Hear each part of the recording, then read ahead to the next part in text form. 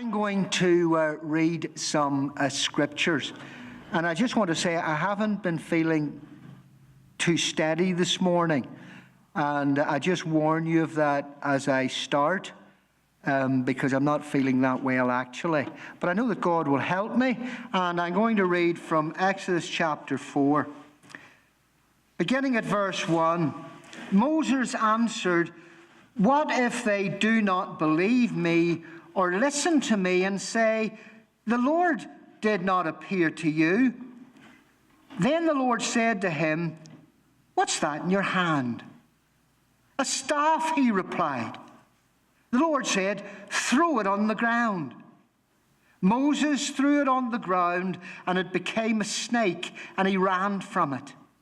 Then the Lord said to him, "Reach out your hand and take it by the tail." So Moses reached out and took hold of the snake, and it turned back into a staff in his hand. "This," said the Lord, "is so that they may believe that the Lord, the God of their fathers, the God of Abram, the God of Isaac, and the God of Jacob, has appeared to you." Then the Lord said, "Put your hand inside your cloak."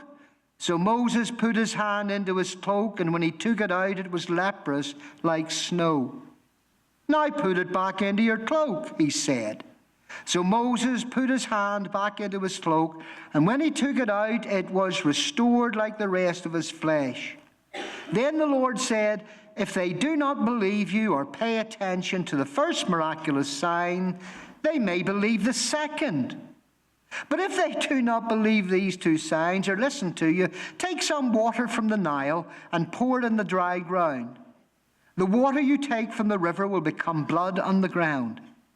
Moses said to the Lord, "O Lord, I have never been eloquent, neither in the past nor since you have spoken to your servant. I am slow of speech and tongue." And the Lord said to him, "Who gave man his mouth? Who makes him deaf or mute? Who gives him sight or makes him blind? Is it not I, the Lord? Now go. I will help you speak and will teach you what you ought to say." But Moses said, "O Lord, please send someone else to do it." Then the Lord's anger burned against Moses, and he said, "What about your brother Aaron the Levite? I know he can speak well. He's already on his way to meet you, and his heart will be glad when he sees you. You shall speak to him and put words in his mouth. I will help both of you speak and will teach you what to do. He will speak to the people for you, and it will be as if he were your mouth and as if you were God to him. But take this staff in your hand so you can perform miraculous signs with it."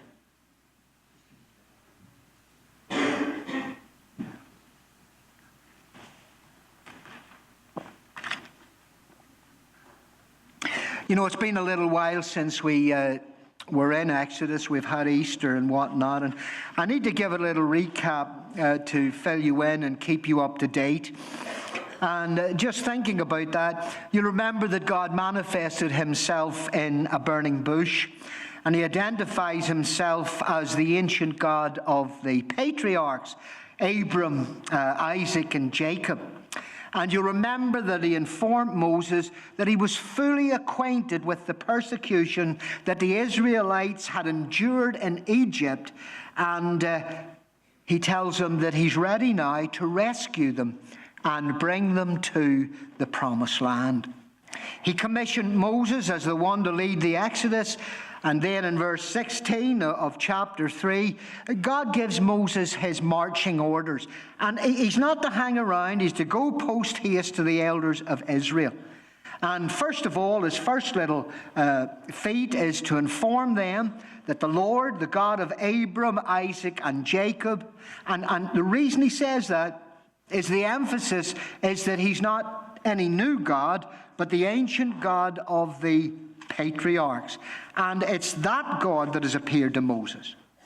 And he has commissioned Moses And Moses then is to assure the elders that the Lord has been watching. And the stress and the choice of the tense there indicates that God has been carefully observing, as someone might do under a microscope, watching carefully how the Egyptians have been exploiting and persecuting the Israelites over many years.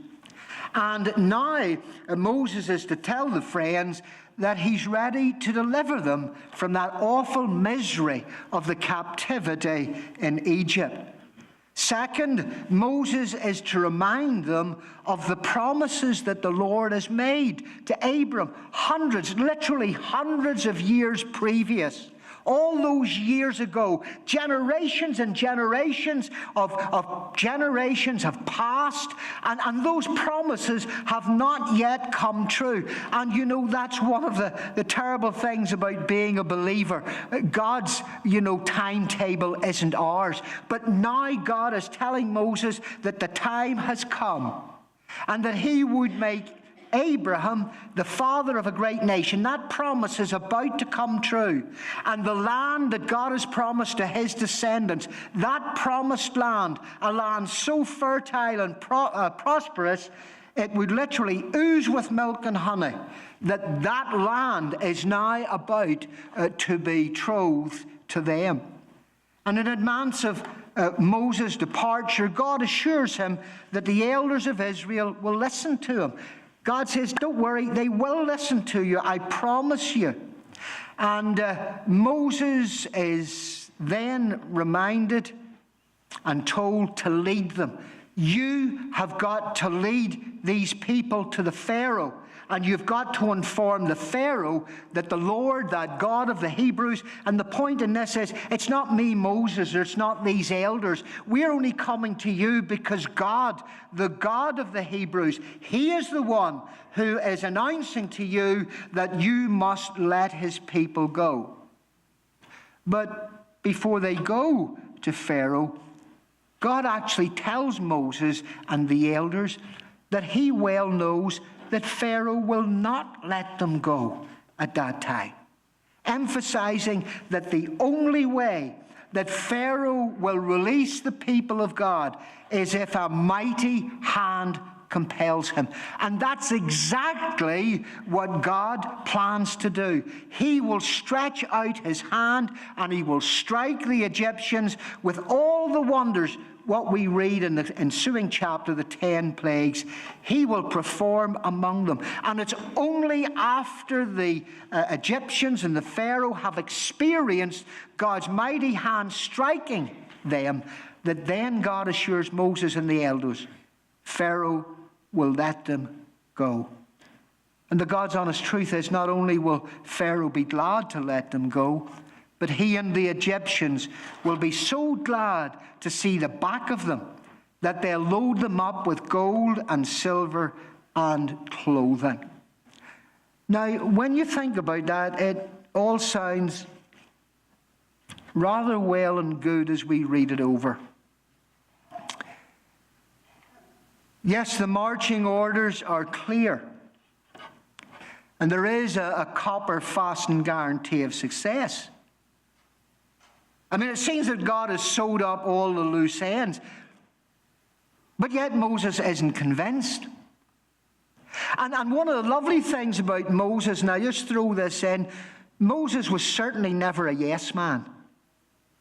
I mean, it's amazing when you think of the leadership that he gave God's people, the faithful leadership under God's command that he gave to the Israelites, but he was not a yes man.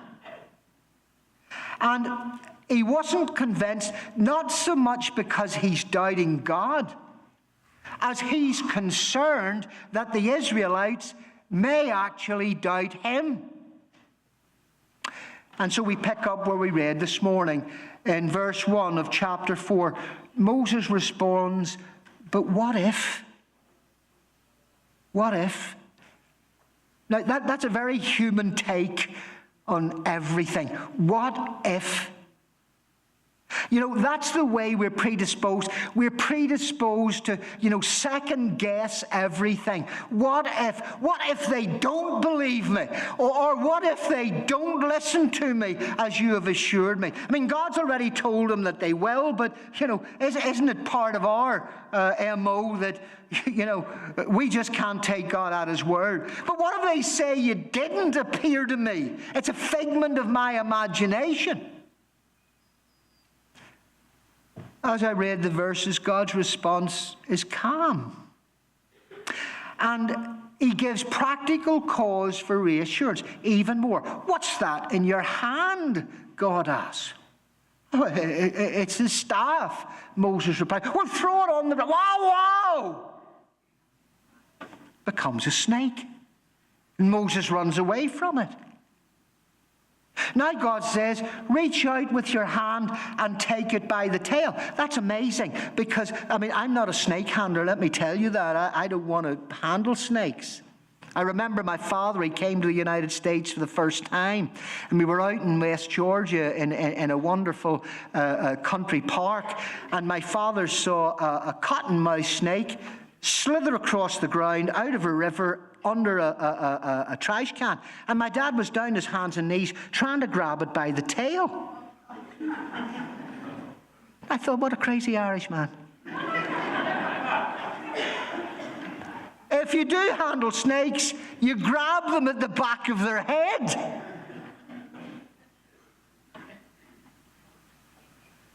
Reach out and grab it by the tail. And when Moses was obedient to God, he grabbed the tail of the snake, and what happened? It turned back into a staff. There you are, God says. That's a sign to convince them that I appeared to you. Then in verse 6, without any kind of request by Moses, God gives him a backup sign.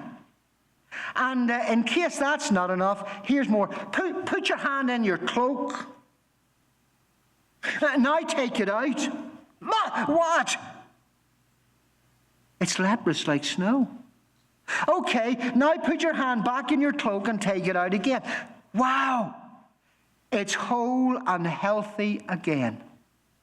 And God said, look, if they're not convinced by the first sign, try that one.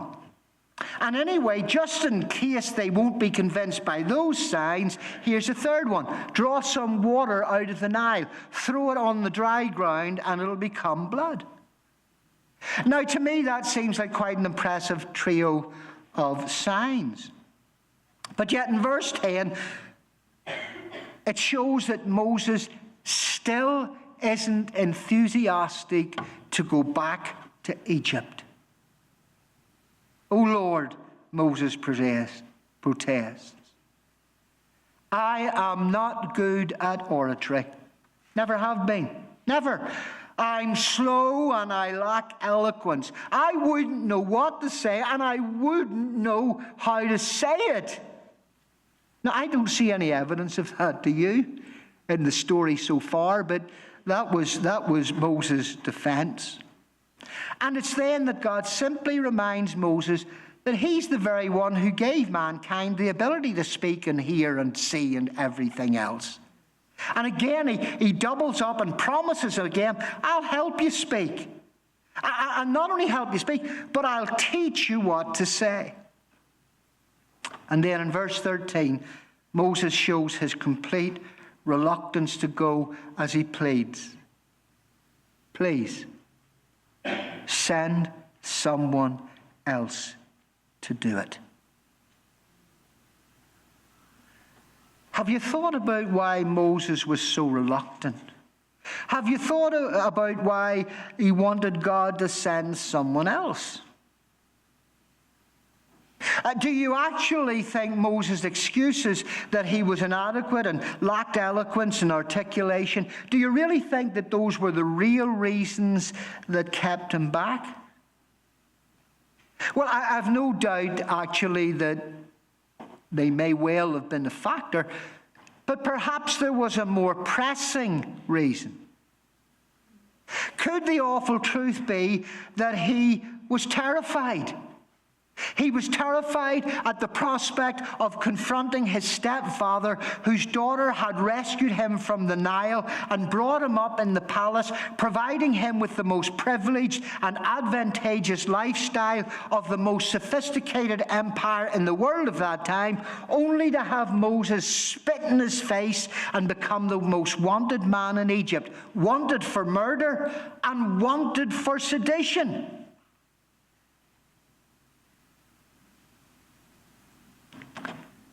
I lean toward that, actually. Whatever his reasons for not wanting to be God's man, it's evident by the change of tone in the voice of God that his patience is wearing a little thin. But the wonderful, remarkable generosity of God is always this. By his gracious providence, God has already arranged for Aaron, Moses' brother, to go with him. Moses doesn't know this. In fact, Aaron is already on his way. And there must have been something in the tone of God's response to Moses to find someone else, that it must have gotten through to him and convinced him that he had actually gone as far with God as he dare. And when you read the text, it's so crazy. After all this backward and forward and all this emotion, Moses suddenly buttons his lips, and reading between the lines, he simply turns away. He simply turns away from the burning bush, and he gathers up his sheep, and he returns to Jethro, his father-in-law, to make preparation to get on with his commission. As suddenly as the encounter between God and Moses had begun, it kind of fizzles out to a close. But not before God reminds Moses to take his staff so that he can perform the miraculous signs with it. Now, you have read the Bible. You know many of the stories, and I have to say to you that in all my reading of this episode, I find absolutely no sense of joy or enthusiasm in Moses' demeanor. None. None at all. I mean, imagine if you were going out for a walk this evening and you noticed this bush in someone's yard that was burning, but it wasn't disintegrating, and you got close and a voice told you to take off your evening slippers and not come too close, because it was holy ground, and then you began to hear God speak to you, and he called you to some immense and remarkable and wonderful task.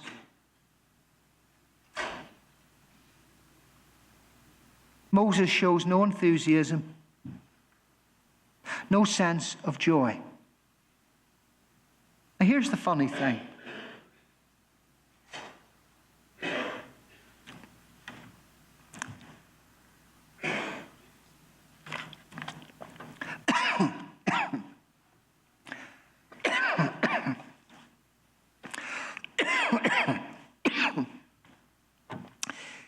Yet, he's the one. He's the one that God commissioned and used. Now, don't try to be Moses, because there was only one Moses, and you can't be him.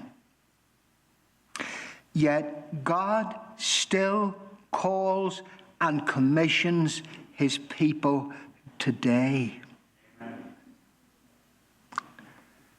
Perhaps not to go to North Korea or Pakistan or China to demand that the heads of government there let God's people go, as so many of them, as of people of other faiths, are being persecuted and tortured and tormented. And imagine if God were to speak to you tonight and commission you to go to one of those three nations with your cross prominently emblazoned over your blouse or your shirt, and make demands of the heads of government. Or the other 145 countries which persecute and torture Christians across our globe today. I wouldn't be eager for a call like that, would you? And please, God, don't call me, because I'm too old for that. But it's more likely to be a call or a commission to serve in your local church. Perhaps in the week of vacation Bible school, or the regular work among the children in Sunday school. I was in the prayer meeting a number of weeks ago, and some brother happened to mention, wouldn't it be good if we could have a little teaching on the Holy Spirit? Man, what a wonderful thing. So for the last several weeks, we've been having some teaching on the Holy Spirit, his person and work. And then, lo and behold, I asked someone last week, would you mind opening in prayer? And the little person said, no. And I thought she meant, no, I don't want to open in prayer. But she meant, no, I wouldn't mind. She told me afterwards. But in her prayer, she prayed about children's work. And then after prayer meeting, we had a little confab, and she spoke to me about an idea for children's work that she had. And I said, that's wonderful, let's talk about it. And let me gather a few people, and let's discuss how we could go ahead with this, because this to me seems elementary and obvious. But perhaps God is speaking or calling people here today to be involved in OABC Kids or Children's Church or the nursery. Everybody goes quiet when you talk like this.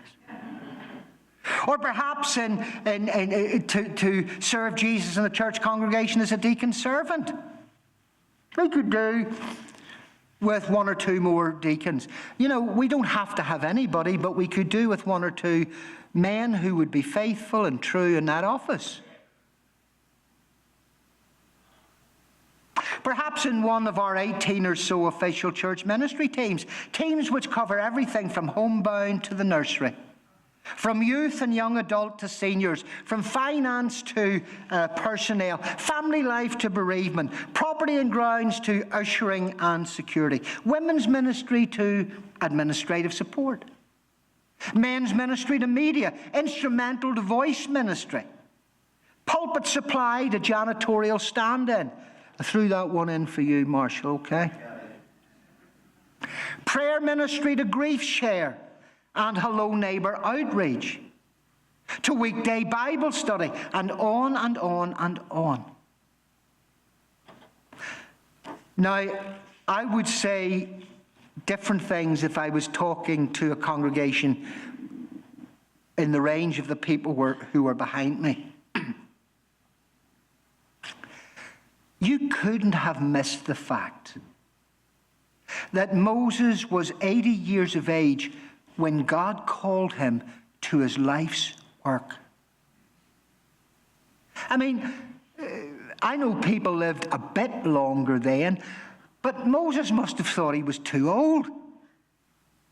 For goodness sake, here I am, I'm happy here in the desert with nobody to bother me, you know, and I've got these dopey sheep and they all know me about now and they don't give me too much trouble. He must have thought he was too old, yet this was exactly the right time. 40 years earlier, he had tried to take the matter into his own hands. And you know, we could well say when you're 40, that's the time to get on with your life's work. I'll never forget, I had just become, I'd been a Christian for a short time, both Gail and I. And in actual fact, I'd been a Christian, it must have been 4 years. And you know, I was waiting to go into seminary. And one Wednesday night, the pastor got up and he said, hey guys, got some news for you. You know, I've got a call to another church. And he says, I'm 40 years old and I reckon I've only 10 more years of, he must have been mad. I've only 10 more years of active ministry and I really think this would be a challenge for me. And he left. You were bereft. I mean, imagine thinking at 40 years old that you had only 10 years left in you. Moses was 80. And perhaps when he was 40, he thought that he was at his peak of ability and readiness. But the God's honest truth was, Moses wasn't ready then, and he proved it. God had to wait 40 more years before he was ready. And you see, the wonderful thing is, and I've found this out all my life, I became a Christian on the 1st of December 74. I didn't just become a Christian. I had a call to ministry. And I was itching to go to seminary. But I had to wait 4.5 years. And every time seminary started up again, I was praying, maybe this is it. But it took 4.5 years of waiting, because you know what? I had to learn how to serve the man and clock in and clock out and know what it was to get up at the same time every morning and work hard. You see, God's timing isn't ours. We need to be ready and we need to be willing to serve God, but we don't need to be impetuous and impatient. And my experience of most people, certainly younger people, are that they don't want to wait, they want to do it now. And there's nothing wrong with that. Keep on wanting to do that, because enthusiasm is wonderful. There's nothing nicer than a good dose of enthusiasm. But then as we age a little bit, we find that the problem is not impatience or impetuousness. It's lethargy. It's thinking, well, I've done my bit.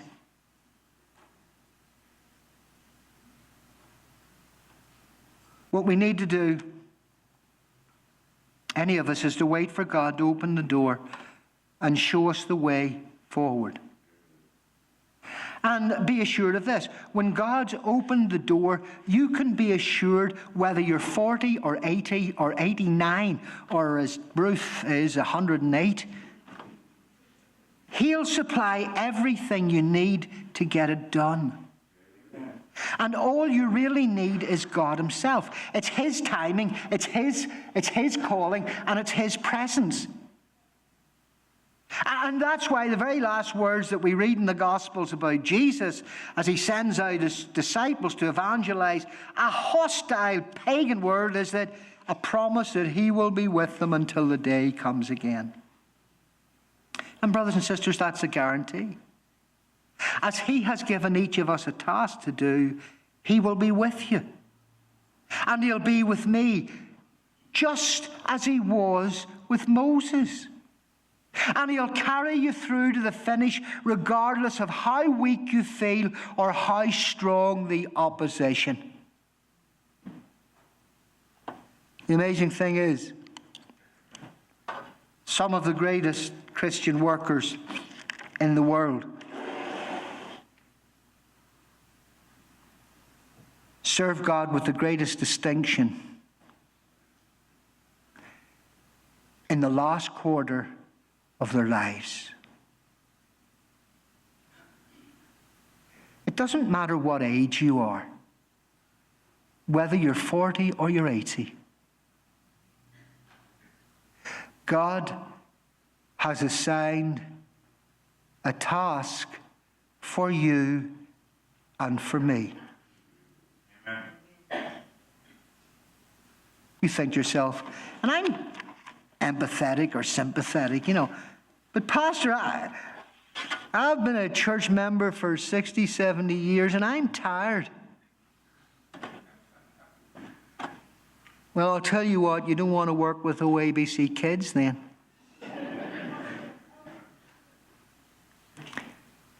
But there's at least 16 of the 18 or so ministries that you could do really well in. And I don't want anybody to get a big head.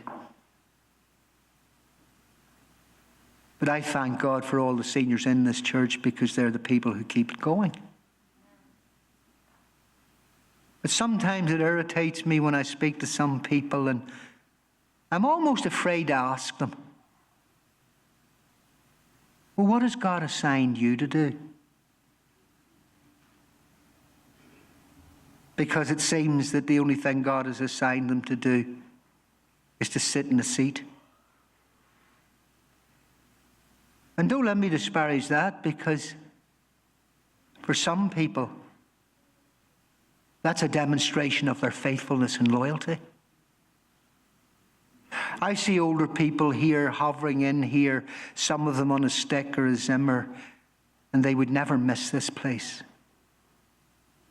I think that's absolutely remarkable, and I take off my hat to those people. And then there are some people who come quite regularly, but they never do anything. And yet we need so many workers.